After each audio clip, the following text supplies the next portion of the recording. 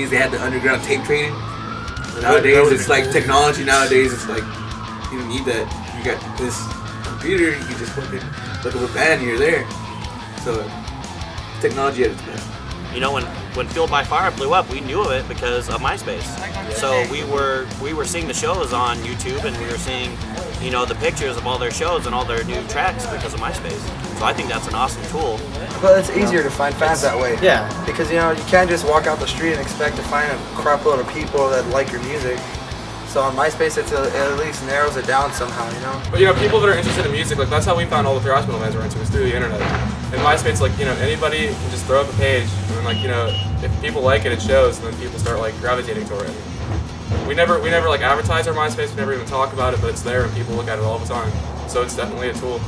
I must admit, when MySpace first came out, I remember talking with my friends in high school and just laughing about it, making fun of all the gay kids who used it.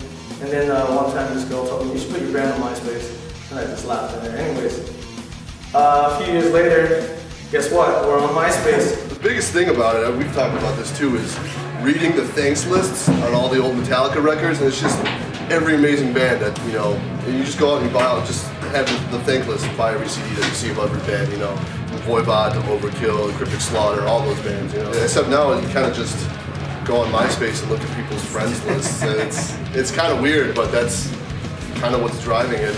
It's just it's another tool to get work done and to get yourself out there, and I like it. I like technology. I think it helps you. You think about, you know, how this is going to work for you, and you make it work for you, and it does. I think it's a double-edged sword, you know. I mean, I think technology and MySpace and all that kind of the shit that's going on right now is really good in the sense that, like, you don't necessarily have to, you know, go and put together these crazy demos and go and ship them out everywhere and do as much as the hard work as, you know, bands like Armored Saint and bands, all those bands had to do. You know, you don't have to do that. We didn't have a MySpace when we first started, but then we made one, and it just got to, like, I don't know how we would get to fans in Brazil, how would we get to fans in Japan, how would we get fans into Europe. I mean, MySpace helped a lot. But on the other hand, there's ways to get around that. I mean, not everybody's on MySpace and Facebook and Twitter. A lot of people just come out to shows. So, I guess, if you want to beat them, hit the road. I really think, man, it's really up to your live show and how you do it. I mean, I know that there's so many bands that go on there and have like 10 billion plays and shit. And like, you know, once you go see them live, they suck. And I've been to many shows like that where it's like, fuck, this band sounds so cool on MySpace, you know, and then you fucking go out there and it's like, what the hell is this? So, but yeah, MySpace kind of to me feels like the new age of the tape trading back in the day. You know, everyone, that's how, I heard that the Metallica demo, it took 12 days to get to New York. And that's how they got signed and went out to New York. That's what I heard. So, but I mean, that's what it is. You don't have to sit there and you don't have to make a demo tape, mail it to your buddy in Oregon, and then have him make demos or copies of that, send it out. Man, it's on the internet. It's all there. Hey, you know, all the bands in LA know us. We never played LA. Back in those days, when I was waiting for a tape to arrive from wherever for a few weeks, I didn't know what these guys were doing. I didn't, you know, if they had like artist names, like made up artist names, I had to use my imagination to be like, what are these dudes made of? Who are these guys? What is going on? And that was really, really exciting because there was a lot of mystique in that, and that was part of the fascination.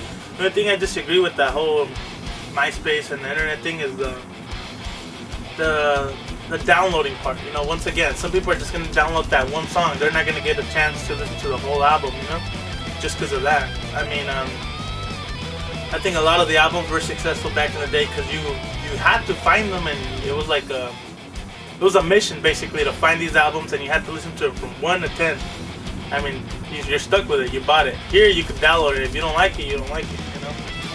It's funny being a band and realizing that album sales are obsolete. Yeah, pretty much. Album sales. You're not going to sell albums nowadays with the internet. You hear kids like, oh yeah, check this out on my iPod. But if they don't have the CD, like the CD is like something way cooler to have, and I think the idea of an album is definitely lost because of things like MySpace and things like iTunes and stuff.